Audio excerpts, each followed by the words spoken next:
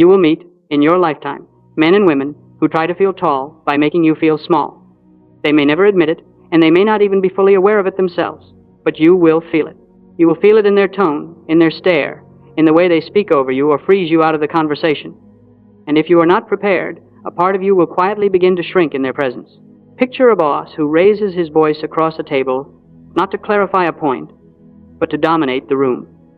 As you speak, he leans back, folds his arms, and fixes his eyes on you with a look that says, "You should be afraid of displeasing me." Your heart beats faster. Your hands feel a little less steady. You begin to doubt not only what you said, but whether you should have spoken at all. Or think of a colleague who uses sarcasm as a weapon. You offer an idea in a meeting and they reply with a smirk, "Well, that's interesting." And the room laughs. They have not just dismissed your suggestion. They have made you the joke. You stare down at your notes and tell yourself, "Next time, I'll keep my mouth shut." Or perhaps you know a family member who controls not with words, but with silence. One wrong move, one honest opinion, and they withdraw their warmth, grow cold, slam a door, or sit in heavy anger. The whole atmosphere changes. Everyone walks on eggshells to avoid setting them off. Their moods become the weather, and everyone else is caught without an umbrella. These are all forms of intimidation. No whips, no chains, no physical violence, yet the effect on the spirit can be remarkably similar. Intimidation slowly eats away at self-confidence. It makes you second-guess your thoughts, your decisions, even your right to exist comfortably in your own life. You begin to avoid conflict at any cost. You speak less in meetings. You soften every opinion. You tell yourself you are keeping the peace, but inside you feel smaller and smaller. The cost of this is not only emotional, it is practical. Promotions pass you by because you were too afraid to speak up in the moment that mattered. Relationships grow unbalanced because one person's temper or sarcasm rules the house. Socially, you allow others to walk over your boundaries simply because you fear their reaction more than you respect your own needs. Over time, you do not just feel intimidated by certain people, you begin to carry intimidation with you, as if you were born to be the one who yields. Most people, when faced with intimidation, fall into one of two unhealthy reactions.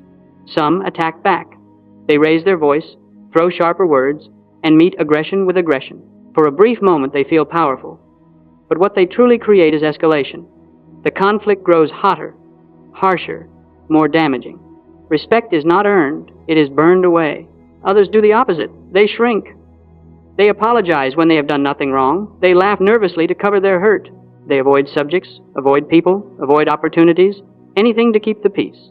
On the surface, things look calm, but inside they are surrendering ground each day. They gain a little short-term safety at the price of long-term self-respect. Neither of these responses creates true respect. The first teaches others to fear your temper, not to value your character.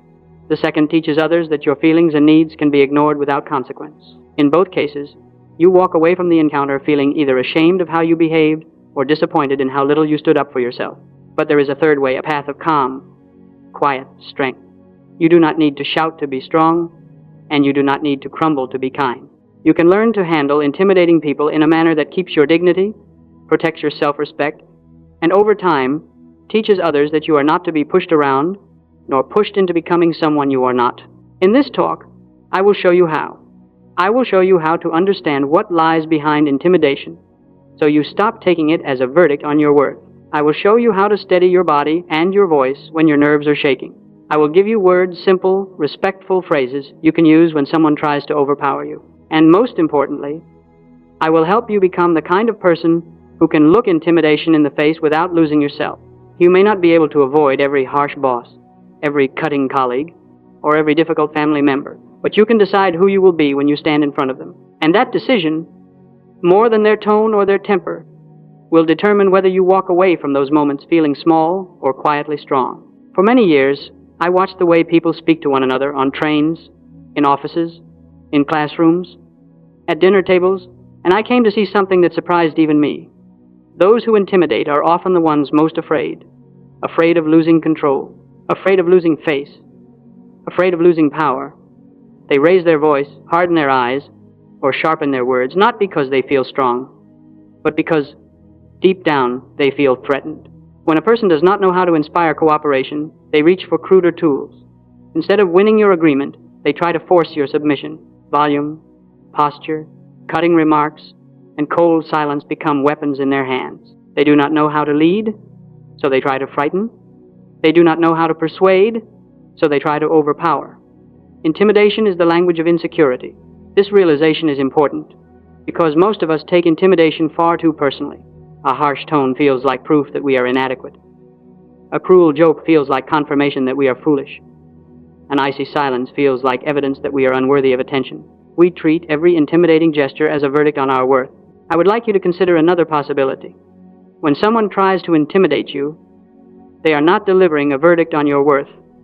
They are acting out their own fear. Their fear of being disrespected, their fear of being wrong, their fear of losing status, control, or advantage. You happen to be standing in front of them when that fear erupts. This does not excuse the behavior, but it explains why it is so often out of proportion to the situation. A small mistake at work is met with a large explosion of temper. A simple disagreement in the family is met with a storm of anger or withdrawal. The size of the reaction tells you more about the person's inner world than about your mistake or opinion. There is a principle I wish every man and woman could carry with them through life. No one can make you feel inferior without your consent. People can speak loudly, use harsh words, or frown disapprovingly. They can act as if you are small, but for their behavior to reach your heart as truth, something inside you has to agree. They must be right about me. That inner agreement is the place where your power begins or ends. Your job, when faced with intimidation, is not to defeat the other person, to crush them, or to humiliate them in return. That simply turns you into a mirror of what you dislike. Your real work is to keep your self-respect and your calm. To say to yourself, I may not enjoy this moment, but my worth is not on trial here. If you can hold that thought, you will find that your fear begins to loosen its grip. Now, let us be honest. When someone stares you down, raises their voice, or cuts you with sarcasm, your body reacts before your mind has time to philosophize. Your heart may start racing. Your hands may tremble. Your mouth may go dry. This is not weakness. It is biology. Your body reads a threat, and it prepares you to either fight or flee. In such a state, thinking clearly is difficult. But while you may not stop the first wave of physical reaction, you can train your second step. After that first rush of fear, you can quietly say to yourself, this behavior is about them. My worth is not on trial. That one sentence, repeated even in a whisper inside your mind, begins to create space between their performance and your identity. You are no longer fully inside the drama. You are observing it from a steadier place. Let me tell you about a timid young employee I once knew. He worked under a manager whose voice could be heard across the building whenever something went wrong. This manager would slam his hand on the desk, glare over his glasses, and say things like, "Do you even know what you're doing?" The young man dreaded any interaction with him. Each criticism felt like a hammer blow to his confidence. One day, while we were talking, I asked him a simple question. When does your manager shout the most? He thought for a moment and said, mostly right before big deadlines or when his own supervisor is putting pressure on him. We sat quietly for a moment, and then I said, so he shouts most when he is most afraid. It was as if a light turned on behind the young man's eyes. The next time the manager raised his voice, the employee noticed something new. The tension in the manager's shoulders, the worry in his face, the hurried way he spoke. Instead of thinking, I am useless, he thought, he is afraid of failing. That shift did not make the shouting pleasant, but it made it less personal. The young man found that he could stand a little straighter and keep his voice calmer. In one particular meeting, when the manager barked at him, he took a breath and replied, I understand this is urgent. Let's look at what we can fix right now. No anger, no sarcasm, no collapse, just calm cooperation. To his surprise, the manager's volume dropped. They began discussing the actual problem instead of attacking the person. Over time, the manager still had a temper, but he shouted less at this employee. Why? Because the performance of intimidation no longer produced the desired effect. You cannot always choose who stands in front of you. You will meet shouting managers, cutting colleagues, and difficult relatives. But you can always choose who you will be when they do. When you see intimidation as a performance born of fear, rather than as a verdict on your worth, you reclaim the first and most important territory, your own mind. From there, you can learn the practical steps to handle these situations with quiet strength, which is exactly what we will explore next. When someone attempts to intimidate you, the battle is not won in your words. It is won in your body long before your mouth ever opens. I have watched timid men crumble because their bodies surrendered before they spoke, and I have seen quiet, gentle souls hold their ground simply by mastering their inner state. Power without aggression begins inside. When you feel intimidated, your body speaks before your tongue does. Your shoulders tighten, your breath shortens, your jaw locks, your voice prepares either to snap or to disappear. If you let this reaction control you, you will either attack or retreat, neither of which leads to respect. So the first task is simple. Calm your body before you attempt a single word. Step 1. Calm your body before your words. When tension rises, you need a ritual, something so simple and repeatable that you can do it even in the middle of a heated office, a noisy home, or a tense meeting. Here is the one I taught more than any other. First, feel your feet on the ground. Not metaphorically, literally. Notice the pressure of your shoes, the weight of your body supported by the floor. This grounds you in your own presence. Second, take one slow breath, just one. Not a loud sigh, not a deep dramatic inhale, just one calm breath. This single breath signals to your nervous system, I am still here. I do not need to panic. Third, relax your shoulders and your jaw just slightly. A tiny release. Not floppy, not slumped, simply less rigid. These 3 movements take only a few seconds, yet they can change everything. A body that is grounded, breathing, and not clenched is far less likely to snap back in anger or collapse in fear. It cannot be pushed as easily because it is no longer reacting blindly. Many people believe calmness is something you either have or do not have. In truth, calmness is something you practice, one breath at a time. Step 2, posture of quiet strength. Your posture is a message. You send it whether you intend to or not. Intimidators read your body language instantly. Asterisk, if you shrink, they press harder.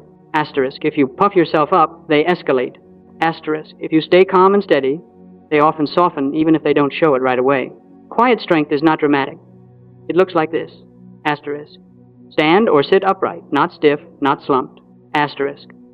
Face the person directly. Don't twist away. Asterisk. Keep your hands where they can rest on the table, on your lap, or gently at your sides. A calm posture tells the other person, I may not enjoy your tone, but I am not leaving myself. Let me give you 2 everyday examples. In a meeting, when a superior fires sharp comments, most people either shrink backward in their chair or lean forward defensively. Instead, sit upright, hands steady, and keep your shoulders relaxed. You are not challenging the person. You are simply refusing to abandon yourself. At home, when someone raises their voice, many people turn away, fold their arms, or pace. Try instead to remain where you are, grounded. Your stillness communicates more strength than a raised voice ever could. Quiet posture has a remarkable effect. It invites respect without demanding it. Step 3. Inner dialogue, what you tell yourself. Most intimidation succeeds not because of the other person's strength, but because of your own thoughts. When fear rises, your mind may whisper, asterisk, I'm weak. Asterisk, they're above me. Asterisk, I must win, or I'll lose everything. These thoughts fuel panic or aggression. Replace them with a calmer, truer script. Asterisk, I'm allowed to be calm. Asterisk, we are both human. We both have fears. Asterisk, I must keep my self-respect, not win. These shifts seem small, but they redirect your entire emotional response. Here are 2 Carnegie-style phrases you can repeat silently in difficult moments. I stay calm. I do not have to mirror their behavior. My worth is not decided in this moment. Repeat them quietly to yourself, even while the other person is speaking. Your body will relax. Your mind will clear. Your voice will become steadier. These phrases create a space inside you, a space where fear cannot take full control. This is not about pretending to be confident. It is about remembering your dignity. Step 4. Voice firm, low, and slow. When someone intimidates you, every instinct pushes you to speak fast, high, and defensively. But the most respected voices, whether in leadership, negotiation, or relationships, share 3 qualities. Firm, low, slow. Let me explain. Asterisk, firm, means you speak clearly, with purpose, not apologetically. Asterisk, low, does not mean quiet. It means you do not raise your pitch to match their intensity. Asterisk, slow means you take your time. Each word has weight. Do not shout to match them. Lower your speed, not your dignity. Here's the contrast. Reacting, high pitch, rush sentences, defensive tone. That's not true. I didn't just listen for a second. Responding, steady voice, slower pace, calm tone. I hear your concern. Let's look at what actually happened. Notice which version commands more respect. Intimidators expect either fear or fire. They rarely expect calm, clarity, and it disarms them far more effectively than anger ever will. Up to this point, we have worked on what happens inside you when someone tries to intimidate you. Your breath, your posture, your inner words, your voice. Now we must turn to the outer ritual. What you actually say and do in those moments. Calmness without expression can easily become silence. We want calmness that knows how to speak. When a person intimidates you, it is tempting to attack the behavior directly. You want to shout, "Stop yelling at me," or, "Who do you think you are?" This may feel satisfying for a moment, but it usually leads to one of two results, a louder fight or an icy wall. Neither helps you. A more effective path is to acknowledge the issue, not the intimidation. Imagine a boss who is raising his voice about a mistake in a report. The reactive response is, "Stop yelling at me." The Carnegie response sounds more like this, "I want to solve this. Let's look at the issue." You have not rewarded the raised voice, but you have also not turned the conversation into a battle of tempers. You have pivoted the focus from attack to problem. That is where mature people live in the world of problems and solutions, not insults and counterattacks. Let me give you several simple phrases you can carry with you. They must be spoken calmly, without sarcasm, without a sharp edge. Their power lies in their steadiness. When someone raises their voice, you might say, "I'm listening. There's no need to raise your voice." If the person uses harsh words or accusations, you might say, "I want to understand you. Could you explain that without attacking me?" When a disagreement turns into personal disrespect, you might say, "We can disagree, but I still expect to be spoken to with respect." Notice what each sentence does. It does three things at once. 1. It shows you are willing to listen. 2. It names the behavior, rising voice, attacking, disrespect. 3. It calmly states your standard. You are not begging to be treated well. You are informing them of how you will engage. Another common tactic of intimidation is to talk over you, interrupt you, or dominate the conversation so thoroughly that you can barely string a sentence together. In those moments, many people either fall silent or try to shout above the noise. There is a better way. You can say, in a level tone, "I'll be glad to hear your point. Let me finish this thought first." Or, "One at a time, then I'll listen to you fully as well." Here again, you are not insulting. You are setting a rule for the conversation. You are saying, "I respect you enough to listen. I expect the same in return." People will often test this boundary once or twice. If you hold it calmly, they begin to adjust. Sometimes, however, the behavior repeats. The raised voice, the sarcasm, the threats, the insults. Perhaps you have had the same conversation many times. In such cases, you must move from momentary correction to clear boundaries. At work, this might sound like, "When I'm spoken to this way, I find it hard to work together." If we can speak respectfully, I'm ready to continue. You have not called anyone names. You have not thrown anything back. You have simply told the truth about your limits and the condition under which you will continue. At home, where feelings run deeper, you might say, "I care about you, but I won't stay in a conversation where I'm shouted at. Let's pause and talk when we're calmer." Then you must be willing quietly, peacefully, to step out of the room if the shouting continues. Not as punishment, not as drama, but as protection of your own dignity. Let us walk through a few scenes. Scene 1. The sarcastic manager in a meeting. Reactive version. You present an idea, and the manager replies, "Wow, did you think that through at all?" The room chuckles. You feel humiliated and either lash out, "That was uncalled for," or go silent and withdraw. Carnegie version. You steady your breath, straighten your posture, and say, "I may not have all the details right, but I'm offering this idea in good faith. If there's a concern, let's look at the numbers together." You have refused to accept the role of the fool. You have kept your self-respect without insulting anyone. Some in the room will quietly admire your composure more than any clever comeback. Scene 2. The friend who intimidates with mocking in a group. Reactive version. You tell a story, and your friend mocks you in front of others. There he goes again, exaggerating like always. You either laugh along, pretending it doesn't hurt, or snap. "You're always such a jerk." Carnegie version. At an appropriate moment, perhaps when the laughter dies down, you say in a calm voice, "I enjoy joking, but when I made the target, it doesn't feel good. Let's keep it fun without putting each other down." You have named the behavior and its effect without attacking the person's character. If they repeat it, you can later add, in private, "When you make me the joke in front of others, I feel disrespected. I value our friendship, and I'd like that to change." Some friendships will deepen after such a conversation. Others may fall away. In both cases, you will have acted with self-respect. Scene 3. The family member who controls with anger. Reactive version. A family member raises their voice, slams doors, and uses anger to dominate. You either yell back or tiptoe around them, constantly trying not to upset them. Carnegie version. When the anger rises, you speak slowly. I want to talk with you, but when the conversation turns into shouting, I shut down. Let's pause and speak when we're calmer. If they continue, you quietly step away. Later, you might say, I care about our relationship, but I will not keep having conversations where I'm shouted at. I'm willing to talk, not to be attacked. You have, in essence, refused to sign the contract that says, your anger rules this house. All these examples share the same spirit. Calm, clear, respectful firmness. You are not trying to win a contest of volume or humiliation. You are trying to live in such a way that you can look yourself in the mirror afterward and say, I treated myself and the other person with dignity. Your goal is not to humiliate the intimidator. Your goal is to protect your dignity while keeping a door open for respect. When we come to the end of a lesson like this, I want you to remember something simple but easy to forget. Intimidation is often nothing more than fear-wearing armor. The louder the voice, the harsher the words, the colder the silence, the greater the insecurity behind it. Once you see this truth clearly, half of your fear dissolves. You are not standing before a giant, you are standing before a human being struggling with their own emotions. And that means something else as well.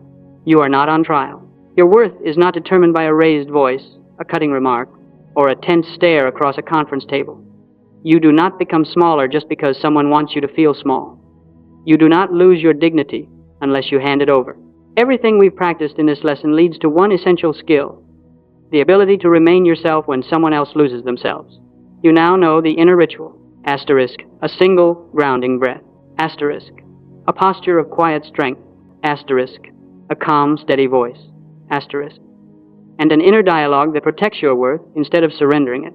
You also know the outer ritual, asterisk, redirecting from attack to issue, asterisk, using clear, respectful phrases, asterisk, holding your boundaries without hostility, asterisk, leaving the conversation, if needed, with dignity, not drama. Together, these inner and outer actions form a kind of quiet armor, an armor that does not harden you, but steadies you. Now, let me speak to you directly.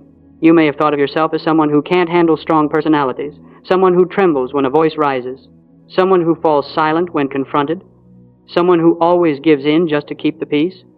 But you can become something very different. You can become the person who stays calm when others lose control. You can become the person whose presence steadies the room instead of being shaken by it. You can claim a new label for yourself. I am someone who keeps my self-respect, even when others try to shake it. Let that sentence settle for a moment. Say it slowly inside your mind. Feel how your spine straightens just a little. Here are a few affirmations you may repeat whenever tension rises. Simple, quiet lines that strengthen the voice inside you. I do not need to shout to be strong. Other people's fear will not decide my worth.